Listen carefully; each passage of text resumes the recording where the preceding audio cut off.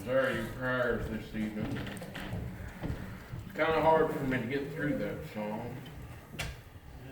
When I was young, I heard my dad sing that 200 times easy. And I never thought then that I'd be where I stand today. But I thank God that He blessed me to be able to walk beside my dad in this old Baptist family as long as He did. I wish I could have walked longer. I wish I'd have turned around when God first came to me. But nature gets in the way. You may be here today and you feel that Jesus is knocking at your heart. And I hope it's true. Something caused you to be here today, whether you wanted to come with Mom, whether you come with your grandmother. Something caused you to be here today. And I believe that's the will of the Lord, that maybe you could hear the gospel of your salvation preached to you here tonight. Just continue in prayer. If you feel that low, still voice knocking at your heart, open up. The decision is yours. It's a free gift of God. All it costs you is to give up the world. And I know that's hard. I bargained with everything I had. Lord, if you'll save me, I'll quit this. Or Lord, if you'll save me, I'll do that. But I had nothing to bargain with. I was the lowest of low, nothing but filthy rags. But on Christmas Eve, I bowed down for the last time. I felt that I was the lowest that I could go. And I said, Lord, if I don't come up from here, just take me home. I never prayed to go to heaven. I just didn't want to go to hell.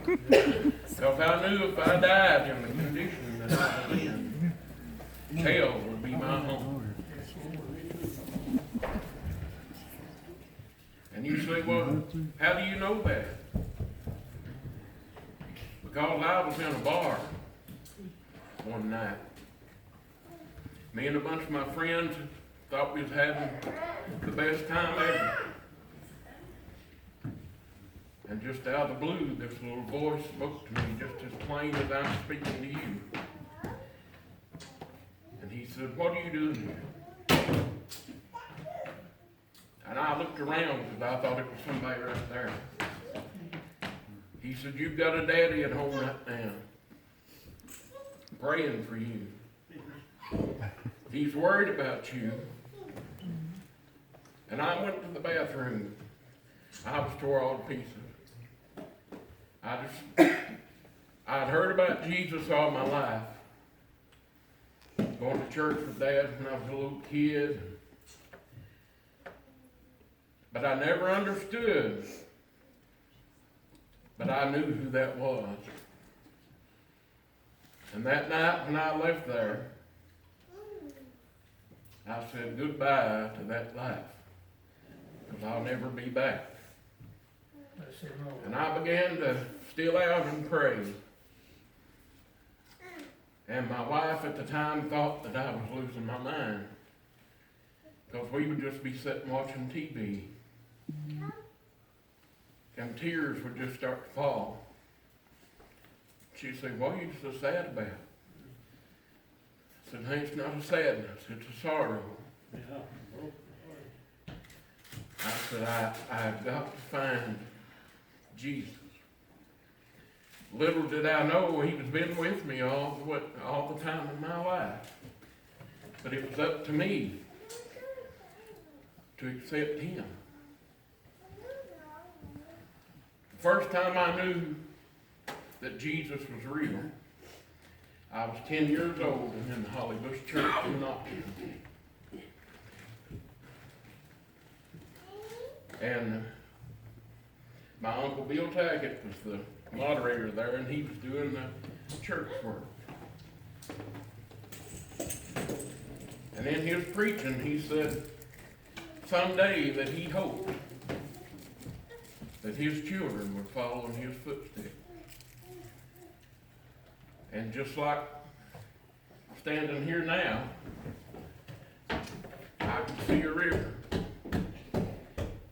And me and his baby boy was walking out in the river. And my dad gave me his handkerchief because I didn't understand. I was just crying. And when we was on our way home, Dad said, "What did you get so tore up about?" And I told him my story and how crystal clear that vision was. And now I am where I am today. And I can stand here and tell you that Jesus is just as real as you and I. Amen. He speaks to us. And he will give you a good whipping if you don't listen. But I hope and pray that you've come today starving, wanting a bite of the bread from Mother Jerusalem's table. It feels good every now and then to have a little crumb roll your way, but nothing compares to getting your feet under the table. To know that when you lay down at night,